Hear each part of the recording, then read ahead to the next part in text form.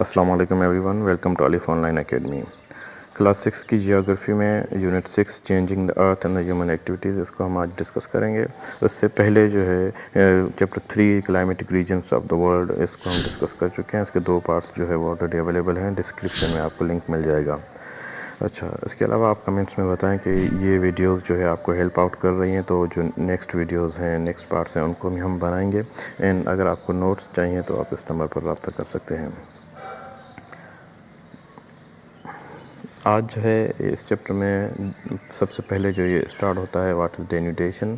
सो denudation means slow wearing away और breaking down of earth surface. Earth की surface जो है वो ब्रेक डाउन होती है, तो उसको जो है डेन्यूटेशन कहा जाता है। And it happens because of the wind, water, ice and weather. तो इन सारी चीज़ों की वजह से ये डेन्यूटेशन होती है। And it breaks down mountains, hills, rocks and soils and moves them to the other places. और ये सारी चीज़ें जो है वो ब्रेक डाउन होकर अलग अलग जगहों पर चली जाती हैं। And the earth surface is always changing. तो इस वजह से जो अर्थ की जो सरफेस है वो हमेशा चेंज होती रहती है। हाउ डेन्यूटेशन हैपन्स के big forces like mountain building और volcanoes push up the land.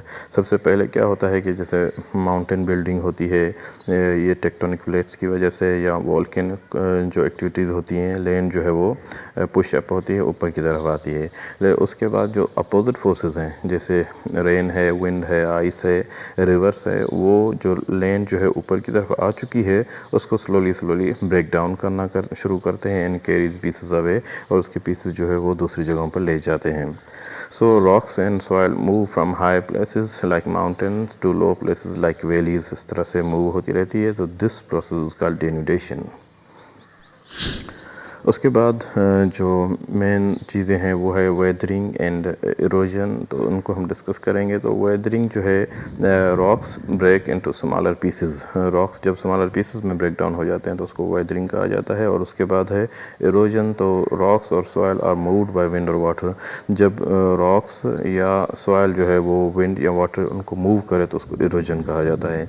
And both help forms the soil, और उनसे जो है वो सॉइल बनती है।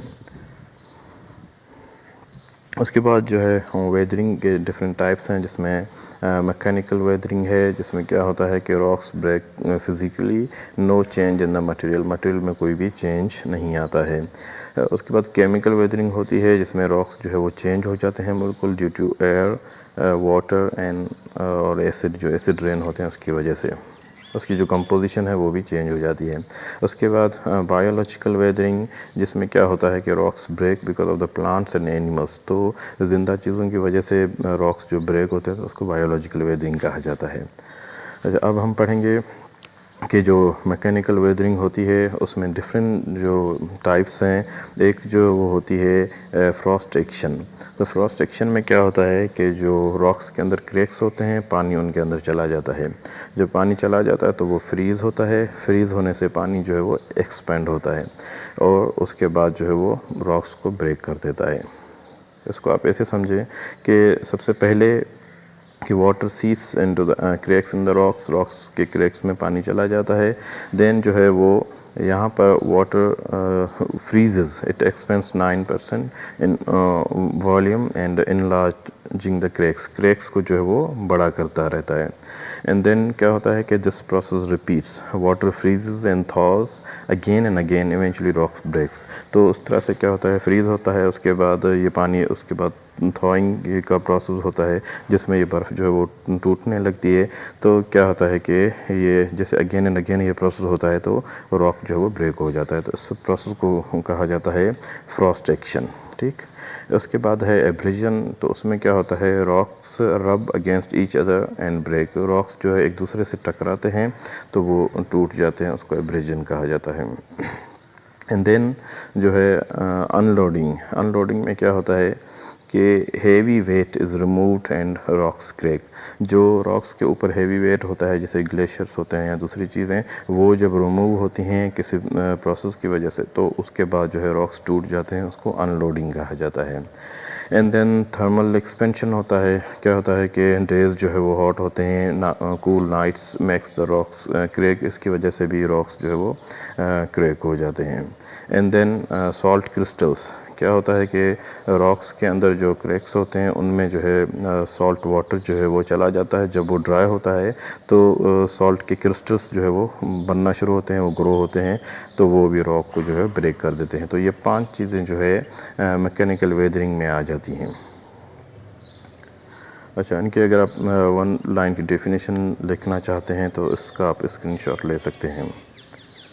उसके बाद जो है वो है एक केमिकल वेदरिंग। तो केमिकल वेदरिंग में ये होता है कि एक तो ऑक्सीजन जो हवा में मौजूद है makes rock rust and break, तो रॉक की रस्टिंग हो जाती है और उसके बाद मीन्स कि उसकी जो कंपोजिशन है वो भी चेंज हो जाती है और रॉक्स जो टूट जाते हैं।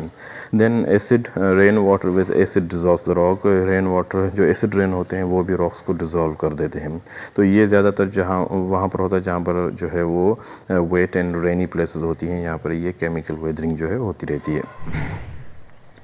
उसके बाद है बायोलॉजिकल वेदरिंग। उसमें क्या होता है, roots of the plants break rocks. जो प्लांट्स की रूट्स हैं वो ग्रो होना शुरू होती हैं तो वो रॉक्स को तोड़ देती हैं। मॉस एंड लाइकेंस जो है वो ग्रो होते हैं और रॉक्स को वीक कर देते हैं, उसके बाद जो है रॉक्स टूट जाते हैं।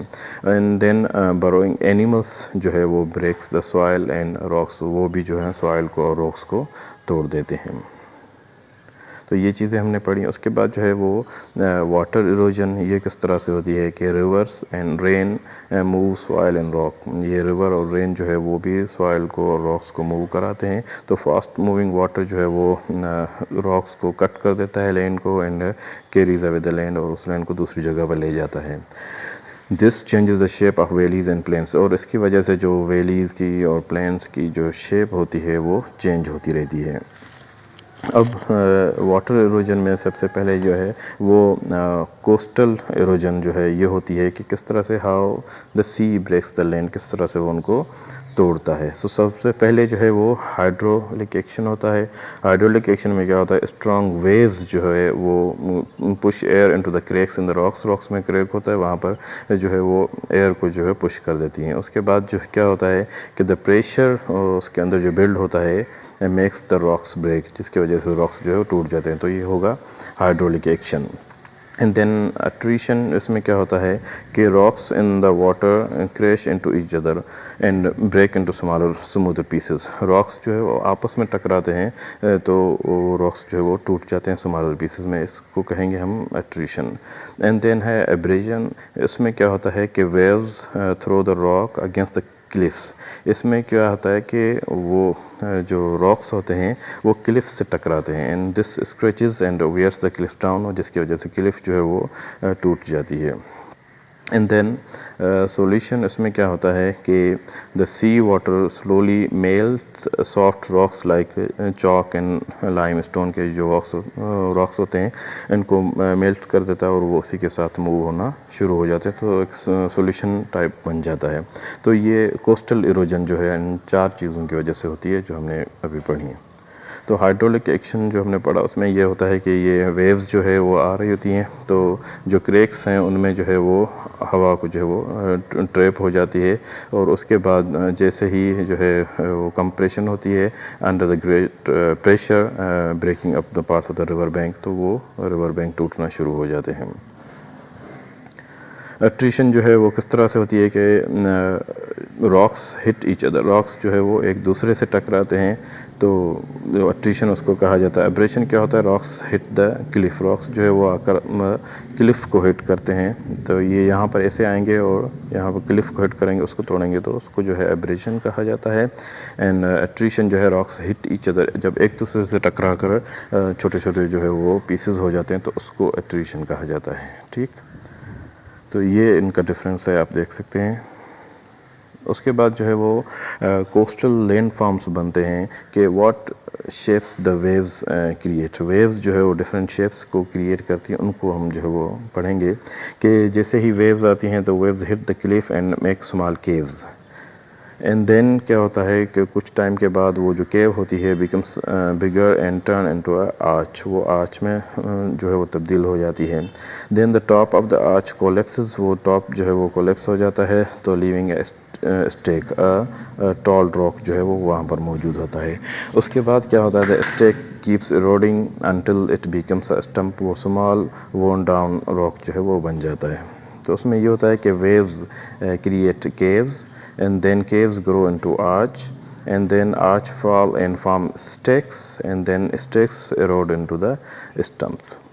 उसको आप ऐसे देख सकते हैं कि पहले जो है वो जो क्रैक्स होते हैं उनमें जब ये वेव्स लगती हैं तो वो केव बन जाती है, ठीक है।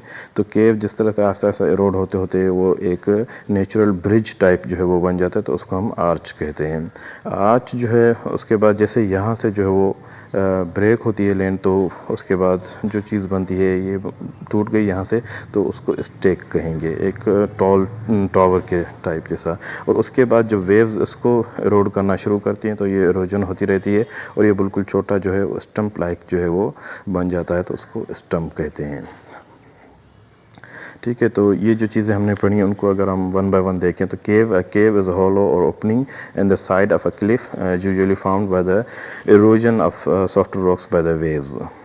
और उसके बाद जो है वो आर्च बन जाती है। The arch is found when the cave on the both sides of the headland meets in the middle creating a natural bridge like structure. तो इस तरह से एक ब्रिज लाइक स्ट्रक्चर जो है वो बन जाता है। उसके बाद क्या होता है कि stack is a tall pillar of the rock left standing in the sea when the roof of an arch collapses due to erosion. ये जो रूफ होती है वो टूट जाती है तो वो फिर इस तरह से ये बन जाता है, तो उसको हम जो है स्टेक कहते हैं, टॉल पिलर। एंड देन जो है वो टॉल पिलर जो स्टेक होता है वो स्टम्प बन जाता है। Stump is the remains of the stack after it has been further eroded by the waves leaving a short flat piece of rock. तो इस तरह से ये चीज़ें होती हैं। आई होप कि आपको समझ आया होगा। इससे रिलेटेड कोई सवाल है तो वो आप पूछ सकते हैं और कमेंट्स में आप मुझे बताएं। Thank you so much.